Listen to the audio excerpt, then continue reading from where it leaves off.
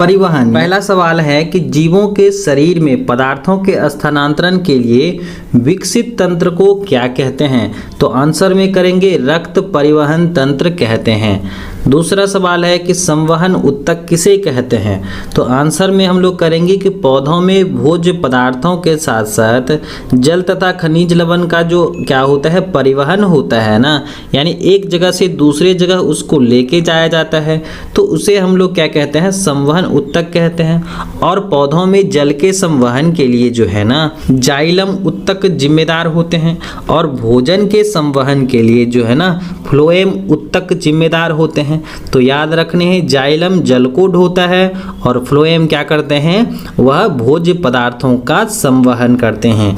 तो वे उत्तक जो क्या करते हैं, संवहन का यानी कि परिवहन में भाग लेते हैं, तो उसे हम लोग क्या कहते हैं, संवहन उत्तक कहते हैं।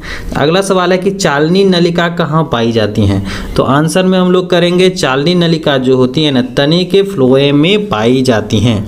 अगला सवाल है वाष्पोत्सर्जन किसे कहते हैं? तो पौधों के वायवीय भाग में जलों का रंध्रों द्वारा वाष्प के रूप में निष्कासन की जो प्रक्रिया होती है ना, उसे हम लोग क्या कहते हैं, वाष्पोत्सर्जन कहते हैं, जिसे हम लोग अंग्रेजी में ट्रांसपायरेशंस कहते हैं।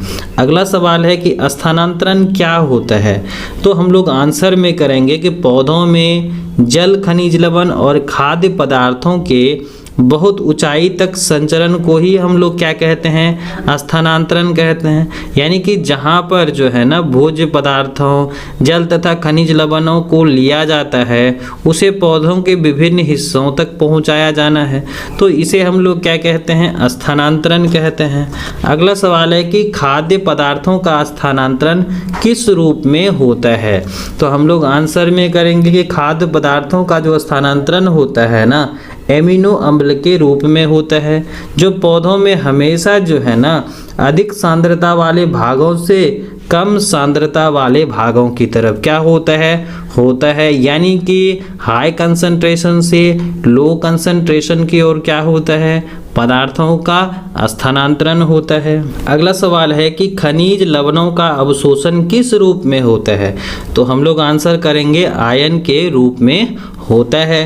अगला सवाल है खाद्य पदार्थों का स्थानांतरण क्यों जरूरी होता है? तो हम लोग आंसर में करेंगे कि खाद्य पदार्थों का स्थानांतरण पौधों में पोषण के लिए क्या होता है, बहुत ही जरूरी होता है। अगला सवाल है कि रक्त के विभिन्न अवयवों के नाम बताएं। तो रक्त क्या होता है, एक प्रकार का तरल संयोजी उत्तक है, यानी कि वो ढोने वाले उत्तक है, संवहन उत्तक है, और हम लोगों में पाए जाते हैं। तो पूछा गया है अवयव का नाम बताना है आपको, तो इसमें वह आपके प्लाज्मा होते हैं, लाल रक्त कणिकाएं होती जिसे हम लोग क्या कहते हैं, आरबीसी कहते हैं, श्वेत रक्त कणिकाएं यानी डब्ल्यूबीसी होती हैं, और रक्त पट्टुनिकाएं होती हैं। तो ये आपके क्या है, रक्त में पाए जाने वाले विभिन्न अवयव हैं। अगला सवाल है कि रक्त परिसंचरण तंत्र के प्रमुख 3 अवयवों के नाम लिखें, यानी कि इसमें जो जो अंग भाग लेते हैं ना, उसके नाम बताइए। तो हम लोग पहला लिखेंगे रुधिर या रक्त जो है बहुत जरूरी होता है, हृदय और रक्त वाहिनिकाएं। तो यहाँ पर जो है 3 अंग हैं, जैसे कि ब्लड हो गए, हार्ट हो गए, और आपके वेन और आर्टरीज हो गए। अगला सवाल है कि रक्त किस प्रकार का उत्तक है? तो हम लोग आंसर करेंगे यह कैसा है, तरल संयोजी उत्तक है, जो हम लोगों के धमनी और सिरा में क्या होते हैं, बहते हैं। अगला सवाल है कि रक्त लाल दिखलाई क्यों पड़ता है, यानी कि जो रक्त होते हैं ना, वह लाल क्यों दिखलाई देते हैं? तो हम लोग आंसर में करेंगे कि रक्त में क्या होता है, हीमोग्लोबिन होता है, जो एक विशेष प्रकार के क्या हैं, प्रोटीन वर्णक हैं। उनके मौजूद होने के कारण जो है ना, लाल रक्त क्या होता है, दिखलाई पड़ता है। अगला सवाल है कि मनुष्य के हृदय में 4 कौन कौन से वेश्म होते हैं, यानी चैम्बर होते हैं हम लोगों के हृदय में? तो हम लोग लिखेंगे आंसर में दायां लिंद होता है, बायां लिंद होता है, दायां निलय होता है और बायां निलय होता है, जिसे हम लोग अंग्रेजी में ऑरिकल्स और वेंट्रिकल्स कहते हैं। अगला सवाल है कि शरीर के सभी भागों में अशुद्ध रक्त को हृदय के दाएं अलिंद में ले जाने वाली रक्त वाहिकाओं के नाम लिखें। तो हम लोग लिखेंगे आंसर में 2 अग्र महाशिराओं तथा एक पश्च महाशिरा द्वारा क्या होता है, अशुद्ध रक्त को हृदय से दाएं अलिंद में ले जाने में जो है वो मददगार होता है। अगला सवाल है कि हृदय के बाएं अलिंद निलय छिद्र पर स्थित कपाट का नाम लिखें। तो उसे हम लोग क्या कहते हैं, द्विदली कपाट के नाम से जानते हैं। अगला सवाल है कि फेफड़े से शुद्ध रक्त को बाएं अलिंद में से ले जाने वाली रक्त वाहिका का नाम लिखें। तो उसे हम लोग क्या कहते हैं, फुफ्फुस शिराएं कहते हैं। अगला सवाल है कि हृदय के वेश्मों का संकुचन क्या कहलाता है। तो यह क्या कहलाता है, सिस्टोल कहलाता है। शरीर की एक ऐसी धमनी का नाम लिखें जिसमें विऑक्सीजनित रक्त प्रभावित होता है। तो आंसर में हम लोग करेंगे फुफ्फुस धमनी होता है। अगला सवाल है कि शरीर की ऐसी शिरा का नाम बताएं जिनमें ऑक्सीजनित रक्त प्रभावित होता है। तो हम लोग लिखेंगे फुफ्फुस शिराएं होती हैं। अगला सवाल है कि विभिन्न शिराएं आपस में जुड़कर किस रक्त वाहिनी का निर्माण करती हैं। तो आंसर में हम लोग करेंगे शिरा रक्त वाहिनी का निर्माण करती है। अगला सवाल है एक ऐसी कोशिका पौधे का नाम बताएं जिसमें परिवहन विसरण के द्वारा होता है। तो हम लोग आंसर करेंगे क्लेमाइडोमोनास में क्या होता है, विसरण के द्वारा होता है। अगला सवाल है पौधों में जल तथा खाद्य पदार्थों का स्थानांतरण करने वाले उत्तकों को क्या कहते हैं। तो हम लोग आंसर में करेंगे जाइलम और फ्लोएम कहते हैं। जाइलम जो होते हैं आपके वो जल का संवहन करते हैं और फ्लोएम जो है वह भोज्य पदार्थों का संवहन करते हैं। अगला सवाल है जल संवहन उत्तक में पाए जाने वाली लंबी तथा बेलनाकार नलिकाएं क्या कहलाती हैं। तो हम लोग आंसर करेंगे वाहिकाएं कहलाती हैं। अगला सवाल है कि जाइलम तथा फ्लोएम में किसकी कोशिकाएं मृत होती हैं। तो हम लोग आंसर करेंगे फ्लोएम की कोशिकाएं मृत होती हैं। अगला सवाल है कि जाइलम तथा फ्लोएम में कौन सा संवहन उत्तक खाद्य पदार्थों का स्थानांतरण करता है। तो हम लोग आंसर में करेंगे फ्लोएम करता है। अगला सवाल है पौधों में जल तथा खनिज लवण तथा खाद्य पदार्थों को पौधों के शीर्ष तक पहुंचाने वाले भाग क्रिया को हम लोग क्या कहते हैं। तो आंसर में करेंगे हम लोग संवहन बंडल कहते हैं। अगला सवाल है रक्त या रुधिर किस प्रकार का उत्तक है, किस प्रकार का उत्तक है। तो हम लोग आंसर करेंगे यह क्या है, एक तरल संयोजी उत्तक है यानी फ्लूइड कनेक्टिव टिश्यू है। दायां और बायां अलिंद एक दूसरे से किस रचना के द्वारा अलग होते हैं। तो हम लोग आंसर करेंगे विभाजिका या सेप्टम के द्वारा क्या होते हैं, अलग होते हैं। अगला सवाल है कि उस शिरा का नाम बताएं जिसमें शुद्ध या ऑक्सीजनित रक्त का क्या होता है, प्रवाह होता है। तो हम लोग आंसर करेंगे यहाँ पर क्या होता है, धमनी होता है ना, धमनी। अगला सवाल है कि वैसा रक्त प्लाज्मा जिसमें लाल रक्त कोशिकाएं नहीं पाई जाती हैं क्या कहलाती हैं। तो उसे हम लोग कहते हैं लसिका। क्या कहते हैं, लसिका कहते हैं। अगला सवाल है रक्त का संचार ज़्यादा दबाव से किस में होता है, धमनी में होता है कि शिरा में होता है। तो हम लोग आंसर में करेंगे धमनियों में होता है। अगला सवाल है कि रक्तचाप की माप किस उपकरण के द्वारा की जाती हैं। तो हम लोग आंसर करेंगे स्फेग्नोमैनोमीटर के द्वारा की जाती हैं। अब हम लोग आ जाते हैं दीर्घ उत्तरीय प्रश्न की तरफ। तो यहाँ पर पहला सवाल है जाइलम और फ्लोएम के बीच में जो है अंतर लिखना है। तो हम लोग पहला में करते हैं कि फ्लोएम जो होता है ना, फ्लोएम आपके ये वाहिकाएं जो है पत्तियों द्वारा बनाए गए भोजन को पौधे के विभिन्न भागों तक पहुंचाती है। लेकिन आपके जाइलम बंडल्स जो होते हैं जल तथा खनिज लवण को जड़ों के जो है ना पौधे से ऊपरी भाग तक पहुंचाते हैं। अगला है कि फ्लोएम में जो है जीवित उत्तक होते हैं लेकिन जाइलम में जो है मृत उत्तक होते हैं और वे जीवित भी हो सकते हैं। अगला है कि फ्लोएम में चालनी नलिकाएं, सभी कोशिकाएं और फ्लोएम मृत उत्तक और फ्लोएम रेशे पाए जाते हैं। लेकिन आपके जाइलम में वाहिकाएं, वाहिनिकाएं, जाइलम मृत उत्तक और कास्ट रेशे पाए जाते हैं। अगला सवाल है कि लंबे वृक्षों में पूरी ऊंचाई तक जल कैसे पहुंच जाता है, समझाएं। तो जैसा कि हम लोग जानते हैं कि एक कोशिकीय पौधे जैसे कि आपके क्लेमाइडोमोनास होते हैं, युगलिना होते हैं एवं सरल बहुकोशिकीय शैवाल में पदार्थों का परिवहन विसरण के द्वारा होता है, किंतु जटिल बहुकोशिकीय पदार्थों में जल तथा खाद्य पदार्थों के परिवहन के लिए ना एक खास परिवहन तंत्र होता है।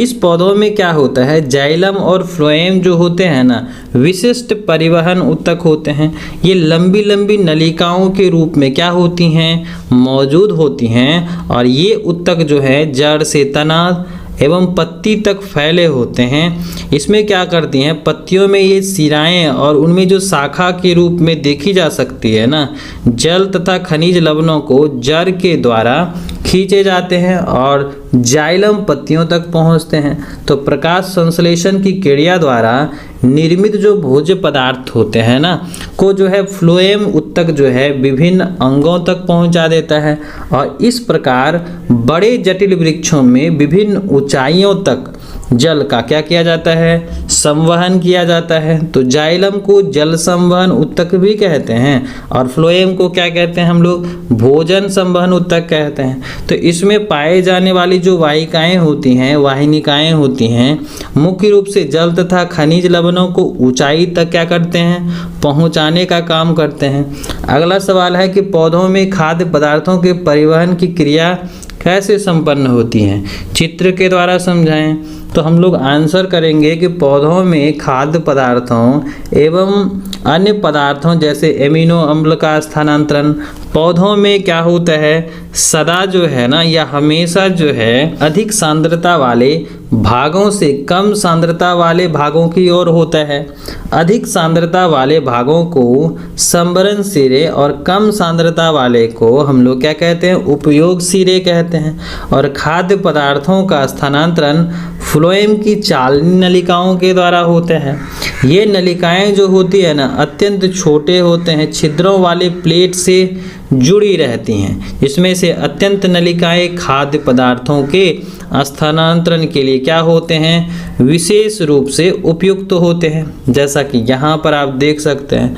अगला है कि फ्लोएम की जो चालनी नलिकाएं होती है ना उनके द्वारा पदार्थों का परिवहन इस प्रकार, जैसे पौधों में जो है जल तथा खनिज लवणों के परिवहन के लिए एक तंत्र होता है जो जड़ से पौधे के ऊपरी भागों की ओर एक दिशीय पथ में गति करता है। खाद्य पदार्थों के स्थानांतरण के लिए एक अलग तंत्र होता है जो पत्तियों से नीचे की ओर अधोमुखी या संचय अंगों जैसे कि संचयी जड़ होता है ऊपर की ओर ऊपरी मुखी द्विदिशा में क्या करता है, गति करता है। तो इस प्रकार पौधों में परिवहन में जो है ना दो स्वतंत्र पथ पाए जाते हैं। अगला सवाल है कि मनुष्य के रक्त की संरचना का वर्णन करें। तो रक्त जो है एक प्रकार का क्या है, तरल संयोजी ऊतक है। इसे हम लोग परिवहन संयोजी ऊतक भी कहते हैं। इसमें क्या होता है 50 से 60% जो होता है ना वह जलीय घोल के रूप में पाया जाता है, जिसे हम लोग क्या कहते हैं, प्लाज्मा कहते हैं। और शेष जो रक्त होता है उसमें पाए जाने वाली कोशिका जैसे रक्त गाढ़ा क्षारीय तरल पदार्थ है। इनकी संरचना जो है हम लोग देख लेते हैं एक-एक करके। इसमें पहला जो है वो है प्लाज्मा, जो कैसा होता है, हल्के पीले रंग का चिपचिपा पदार्थ होता है।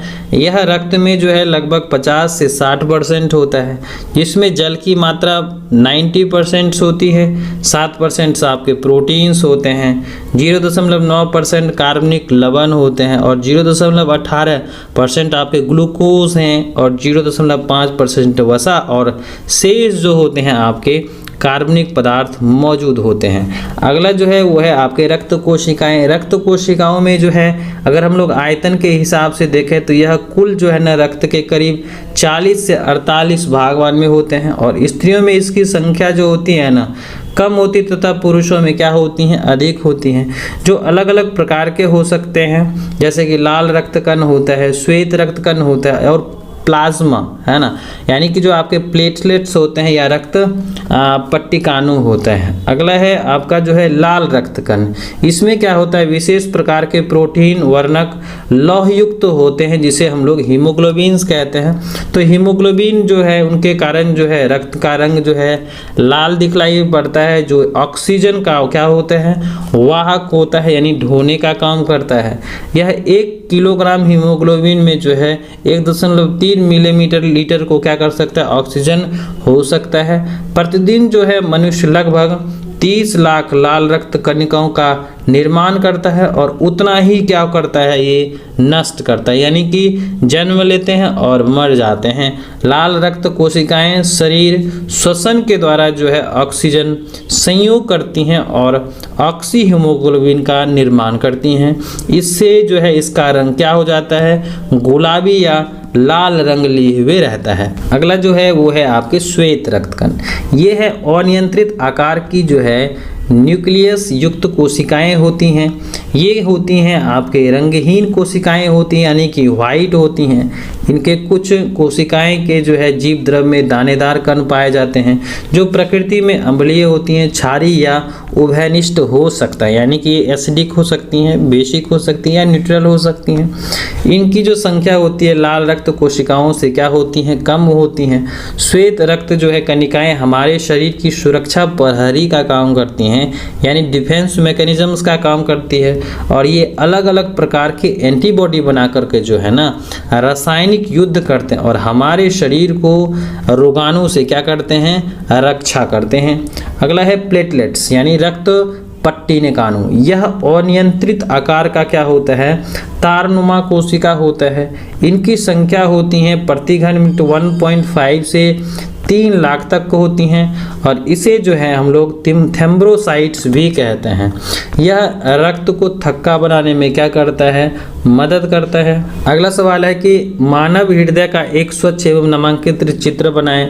तो इस तरह का जो है डायग्राम्स आपकी बुक में भी दिया हुआ है।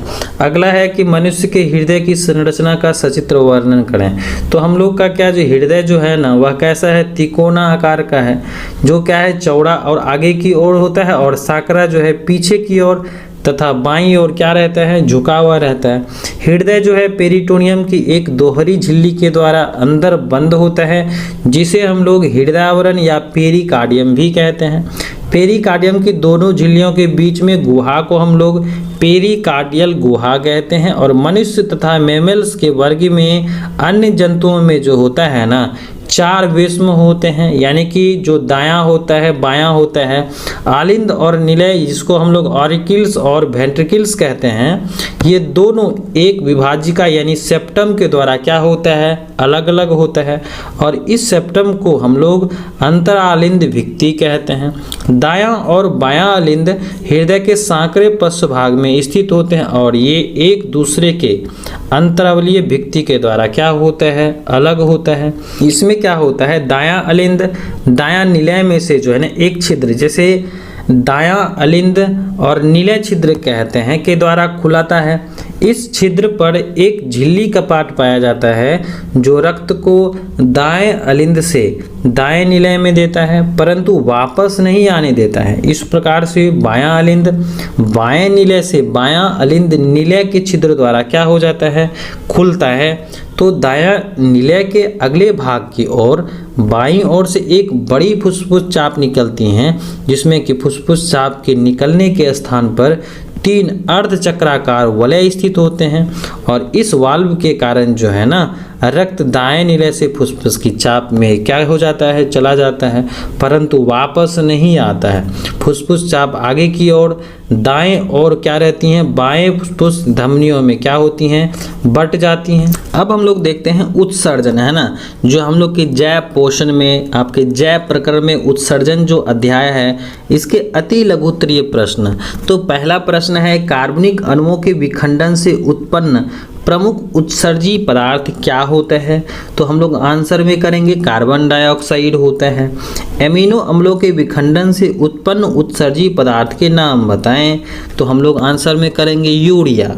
अगला है यूरिया और अमोनिया में अपेक्षाकृत कम जटिल और ज़्यादा विषैला कौन है। तो आंसर में करेंगे अमोनिया यूरिया से कम जटिल एवं ज़्यादा विषैला है।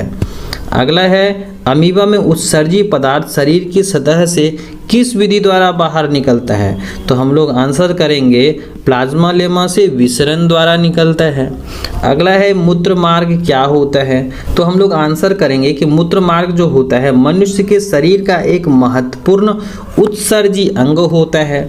अगला है कि मनुष्य में वृक्क के 2 महत्वपूर्ण कार्यों का नाम लिखें। तो आंसर करेंगे किडनी का जो है 2 महत्वपूर्ण कार्य है, यानी वृक्क के 2 महत्वपूर्ण कार्य हैं।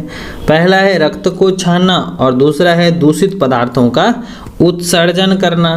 अगला सवाल है कि वृक्क के संबंध में उत्सर्जन लेने वाले भाग अन्य रचनाओं के नाम लिखें, जैसे कि आपके मूत्रवाहिनी है, मूत्राशय है और मूत्र मार्ग।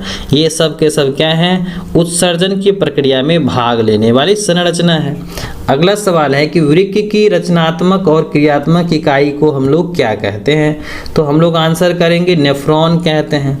अगला सवाल है कि मनुष्य के प्रत्येक वृक्क में नेफ्रॉन की कितनी संख्या पाई जाती हैं? तो हम लोग आंसर करेंगे कि मनुष्य के प्रत्येक वृक्क में करीब 10 लाख क्या होता है? नेफ्रॉन उपस्थित होता है। पौधों में गैसीय अपशिष्टों का उत्सर्जन कहाँ होता है? तो हम लोग आंसर करेंगे कि पत्तियों के रंध्रों एवं अन्य भागों में अवस्थित वात रंध्रों द्वारा क्या होता है?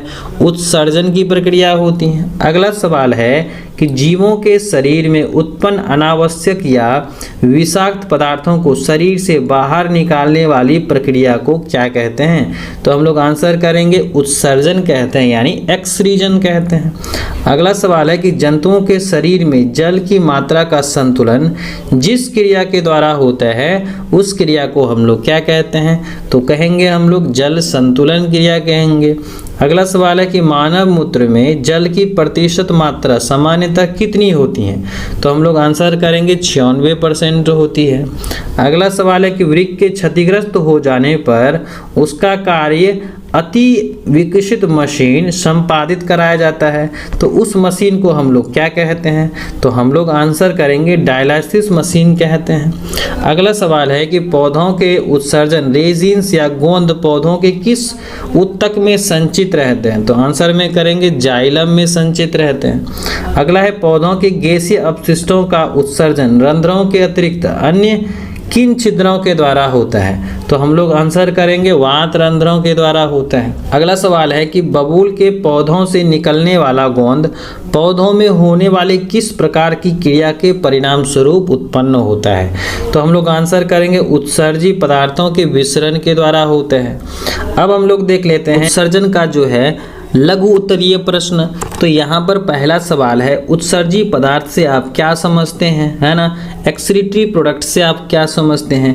तो सजीवों में उपापचयी क्रियाओं के फलस्वरूप पचे हुए पदार्थों अवशोषित कर लिए जाते हैं और इस क्रिया के परिणाम स्वरूप या फलस्वरूप कुछ ऐसे पदार्थ का निर्माण होता है जो शरीर के लिए क्या होता है? अनावश्यक या विषाक्त होते हैं, जिन्हें समय समय पर बाहर निकालना बहुत ही जरूरी हो जाता है। तो ऐसे पदार्थ को हम लोग क्या कहते हैं? उत्सर्जी पदार्थ कहते हैं। जैसे कार्बन डाइऑक्साइड होता है, पसीना होता है, मल मूत्र, ये सभी के सभी क्या हैं? उत्सर्जी पदार्थ के रूप में शरीर से बाहर निकलते हैं।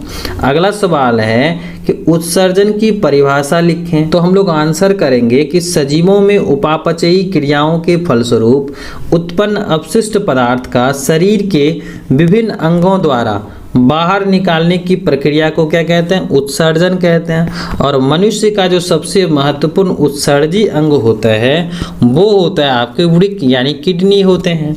अगला सवाल है कि मानव मूत्र के अवयवों की प्रतिशत मात्रा क्या होती हैं? तो सामान्य रूप से जो होता है ना, मानव यूरिन होता है, यानी मानव मूत्र में जो है साधारणतः जल रहता है, यूरिया रहता है, सोडियम क्लोराइड रहता है, इत्यादि रहते हैं। तो मनुष्य में जो है ना 24 घंटे में के जो 80 से 100 ग्राम प्रोटीन आहार में जल 96% और ठोस जो होता है 4%, जिसमें यूरिया 2% और अन्य पदार्थ शामिल होते हैं। यूरिया की जो सामान्य मात्रा होती है 100 मिलीलीटर रक्त में 30 मिलीग्राम माना जाता है। प्रतिदिन तकरीबन जो है 1.5 से 2 ग्राम यूरिया या यूरिक अम्ल जो है मूत्र के साथ उत्सर्जित होता है। मूत्र का जो पीला रंग होता है उसमें मौजूद या उपस्थित यूरोक्रोम के कारण क्या होता है? पीला रंग होता है। अगला है कि ग्लोमेरुलर फिल्ट्रेशंस क्या होता है? तो ग्लोमेरुलर एक छन्ना की तरह काम करता है अभिवाही धमनी जिसका व्यास अपवाही धमनी से अधिक होता है, रक्त के साथ यूरिया, यूरिक अम्ल, जल, ग्लूकोज, लवण, प्रोटीन इत्यादि ग्लोमेरुलस में लाती हैं और ये पदार्थ वोमेन संपुट को पतली दीवार से छानकर वृक्क नलिका में होती हैं और अपवाही धमनी का जो व्यास होता है कम होने के कारण ग्लोमेरुलस पर दबाव बढ़ जाता है, जिसके फलस्वरूप छनने की प्रक्रिया जो होती है ना उच्च दाब पर होती है। तो उच्च दाब में फिल्ट्रेशन को क्या कहते हैं? अल्ट्रा फिल्ट्रेशन कहते हैं। अगला सवाल है वृक्क के महत्वपूर्ण कार्यों के नाम लिखें। तो यहाँ पर लिखेंगे पहला में ग्लोमेरुलस फिल्ट्रेशन, ट्यूबुलर पुनर्रोशंस और उसके बाद है आपका ट्यूबुलर श्वसन। अगला सवाल है कि पौधे अपना जो है उत्सर्जी पदार्थ किस रूप में निष्कासित करते हैं। तो हम लोग आंसर करेंगे कि पौधों में उत्सर्जन के लिए विशिष्ट अंग नहीं होते हैं। इसमें उत्सर्जन के लिए कई तरीके अपनाए जाते हैं, जैसे श्वसन क्रिया में कार्बन डाइऑक्साइड एवं प्रकाश संश्लेषण की क्रिया से ऑक्सीजन गैस विसर्जन क्रिया द्वारा पत्तियों से निष्कासित होते हैं। बहुत से पौधे कार्बनिक अपशिष्टों या उत्सर्जी पदार्थों को उत्पन्न करते हैं जो उनकी मृत कोशिकाओं में संचित हो जाते हैं। पौधे छाल के रूप में भी जो है उत्सर्जी पदार्थ को बाहर निकालते हैं। अब हम लोग आगे बढ़ते हैं। उत्सर्जन का जो है आपका लॉन्ग टाइप सवाल है, यानी दीर्घ उत्तरीय प्रश्न है, जिसमें पहला सवाल है कि कृत्रिम वृक्क क्या होता है, यह कैसे काम करता है। तो कभी कभी होता क्या है कि विशेष परिस्थिति में, जैसे संक्रमण की उपस्थिति में, डायबिटीज के कंडीशन में, सामान्य रूप से अधिक उच्च रक्तचाप या किसी प्रकार की चोट के कारण जो है ना वृक्क क्या हो जाता है, यानी किडनी जो है खराब हो जाता है और अपना काम क्या कर देता है, बंद कर देता है। क्षतिग्रस्त वृक्क के बंद होने के कारण, यानी कार्य ना करने के कारण में जो है ना शरीर में आवश्यकता से अधिक मात्रा में जल, खनिज लवण, यूरिया जैसे जहरीले विकार क्या हो जाते हैं, जमा होने लगते हैं, जिससे रोग की क्या हो सकती है, मृत्यु भी हो सकती है। तो इस प्रकार से जो है ना हम लोग डायलिसिस प्रोसेस करते हैं। जब वृक्क खराब हो जाता है ना तो ऐसी स्थिति में वृक्क का कार्य एक अति विकसित मशीन के इस्तेमाल से संपादित कराया जाता है। यह मशीन जो होता है ना डायलिसिस मशीन कहलाता है। डायलिसिस मशीन जो होता है एक कृत्रिम वृक्क की तरह ही काम करता है। इस मशीन में क्या होता है, एक टंकी होती है जो डाइलाइर कहलाता है और डाइलाइसिटेस में या डायलिसिस फ्लूइड नामक पदार्थ भरा रहता है। इस तरह जो होता है तरल पदार्थों में सेलोफेन से जो है एक बेलनाकार रचना लटकती रहती हैं और यह बेलनाकार रचना जो होता है आंशिक रूप से पारगम्य होता है तथा यह केवल विलय का ही विसरण होने देता है। अगला सवाल है कि मनुष्य में वृक्क तथा उससे संबंध उत्सर्जी अंगों के नामकरण करें या वर्णन करें। तो आंसर में करेंगे कि मनुष्य में वृक्क सबसे महत्वपूर्ण उत्सर्जी अंग होता है। वृक्क से संबंध रचनाएं जैसे जो आपके जो है भाग लेते हैं, जैसे मूत्रवाहिनी हो गया, मूत्राशय हो गया और मूत्रमार्ग हो गया। मनुष्य में क्या होता है, वृक्क जो होता है वह एक जोड़ा पाया जाता है, जो प्रत्येक वृक्क जो होता है ना उदर गुहा के पृष्ठीय देह भित्ति से सटे हुए आपके कशेरुक दंड के दोनों ओर स्थित होते हैं। बायां वृक्क दाएं वृक्क की अपेक्षा जो है कुछ ऊपर की तरफ होता है। प्रत्येक वृक्क ठोस गहरे भूरे लाल रंग के होते हैं एवं इसका आकार जो होता है ना सेम के बीज के आकार का होता है और यह जो होता है 10 सेंटीमीटर लंबे होते हैं, 5 से 6 मीटर चौड़े होते हैं और 2.5 से 4 सेंटीमीटर जो है ना यह मोटा होता है। वृक्क का जो बाहरी सतह होता है ना वह भीतरी सतह से क्या होता है, तनोदर होता है। वृक्क का जो भीतरी सतह जो होता है ना उसे हम लोग क्या कहते हैं, हाइलम कहते हैं और इस जगह को वृक्क धमनी में प्रवेश कराती है तथा वृक्क सिरा बाहर निकलती हैं। प्रत्येक वृक्क के हाइलम में एक मूत्रवाहिनी निकलती है। मूत्रवाहिनी का जो है शीर्ष भाग जो वृक्क के बाहर निकलता है ना थोड़ा ज़्यादा मोटा होता है और इस मोटे भाग को हम लोग क्या कहते हैं, मूत्रवाहिनी की श्रेणी कहते हैं।